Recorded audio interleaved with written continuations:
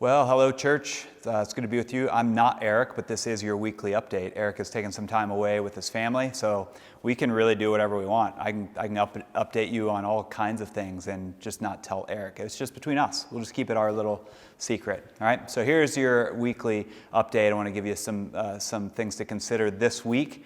I want to let you know that this last Sunday evening, the elders all got together.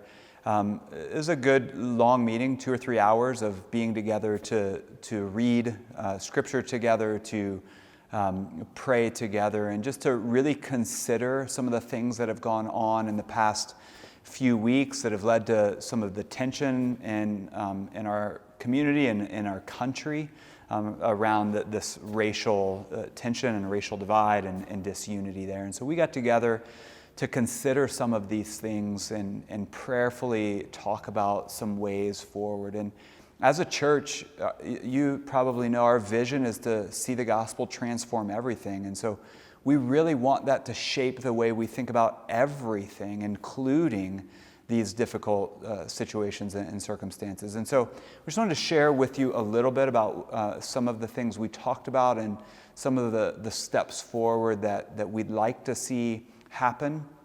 And so we have 4 things, and I'll just walk through those. First, I think we want to say something that you probably already know, and this is a long conversation. It's a long and enduring and ongoing conversation. This is not something that we accomplished in an evening. This is not something that we as a country have accomplished in decades. And so we realize that this is layered, and it's an ongoing conversation that we're willing to have and willing to wade through together as a church family. We want to do that. It's been a historic problem as a country, really as a people, as humanity. This has been a historic problem. And so we wanted to start, as we have over the last couple weeks, in the right place. And we felt like that was to lament, to grieve, to process and to listen and just hear from God and be sad. Sit in sadness for a time.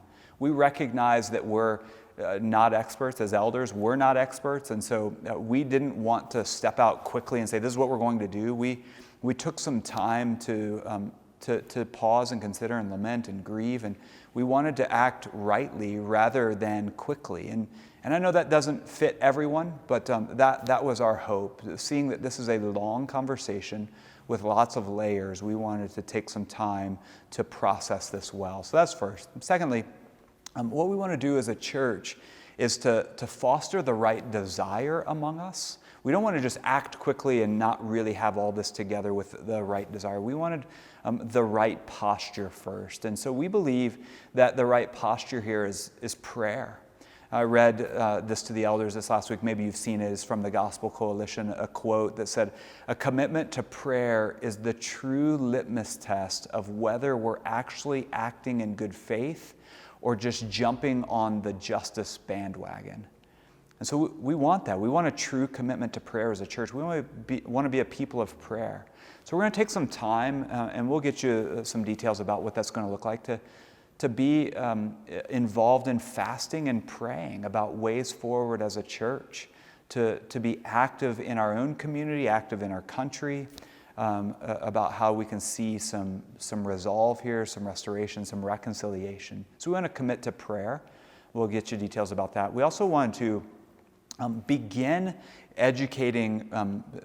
being educated together, so getting some resources for us together to consider, getting us all on the same page. And so we'll post that later here, maybe this week or next, a list of resources that we've combed through, sorted through as elders, read through, listened to, watched videos, and then get those to you, present those to you. There's books, there's podcasts, there's videos, there's sermons, there's on and on. We're going to get some resources to you.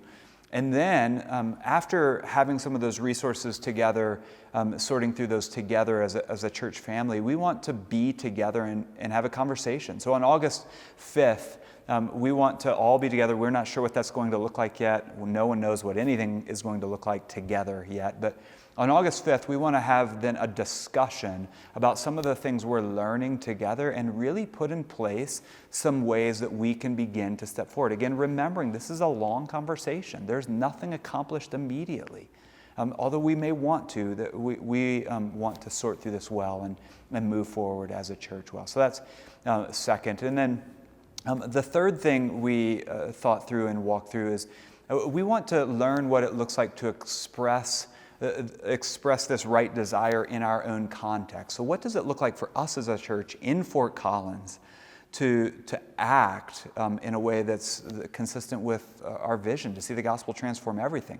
Our context is very different than Minneapolis. Our context is very different than New York City and bigger cities and even smaller places across the country. Our context is different. So we need to be missionaries, don't we? We need to be missionaries in our own context. And this is something we've been praying about for a long time, for months as a church, that we'd be missionaries in our own place. And so we want to learn what that looks like, figure out what that looks like together.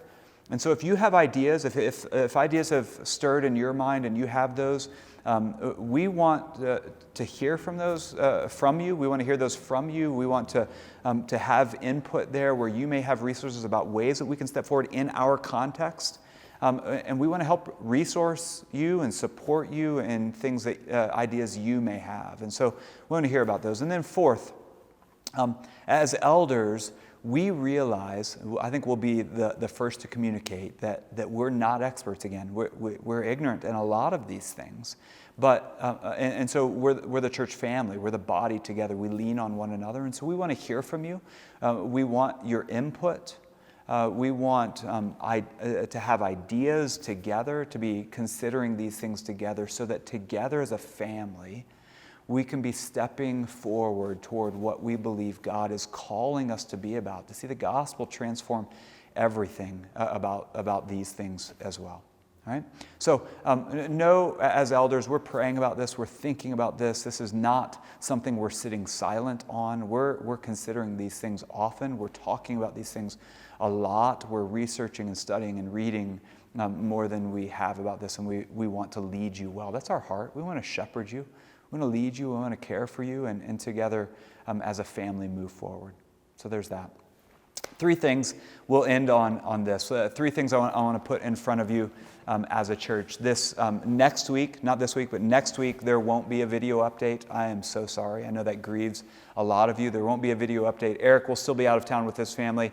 I'm going to head out of town for a couple days with my family as well. And so we're going to bypass the video update. You're just going to have to wait in great anticipation for the following one. So no video update next week. The daily devotionals that we've done over the last several weeks, the catechism, the New City Catechism, that's coming to a close. And the last one ends on June 29th. I believe that's next week. And so that will come to a close, and then we're going to phase that piece out for a time. And so we'd still recommend and encourage you to be studying and reading and learning and growing in your affections for Jesus. Just because we're not putting something in front of you doesn't mean you can't do that. And so we'd encourage you to do that, but the daily devotionals are coming to an end.